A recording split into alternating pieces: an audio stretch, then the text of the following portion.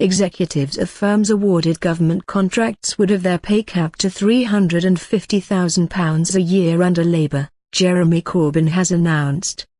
The Labour leader said his party would introduce a pay ratio which would limit the wages of a government contract firm's top earners to 20 times that of the living wage of just over £16,000 a year. He has also suggested a Labour government could give FTSE 100 firms a kitemark if they too met pay ratios, allowing consumers to judge for themselves. And he suggested Labour could introduce laws that would see remuneration committees sign off executive pay, under a raft of suggestions for tackling fat cat pay. The proposals were included in a speech by the Labour leader, which was originally designed to clarify Labour's position on immigration but appeared to be overtaken by events.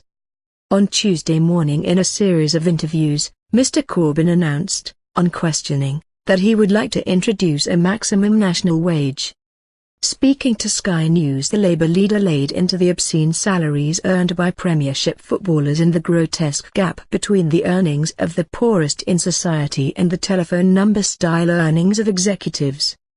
Mr. Corbyn refused to put a figure on the suggested cap. He said it would be somewhat higher than his £138,000 salary and asked why anyone would need more than £50 million to live on.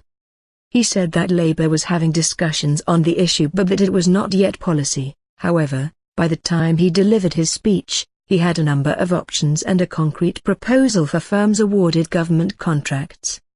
Listing the ways Labour could tackle executive pay, he said, "While we tackle low pay at the bottom, we also have to address the excess that drives that poverty pay. That leaves millions of people in poverty even though they work." Former Bank of England Monetary Policy Committee member Danny Blanchflower, who once advised Mr. Corbyn on economic policy, tweeted, "Corbyn max wage idea idiotic. Firms would simply pay workers by giving profit shares."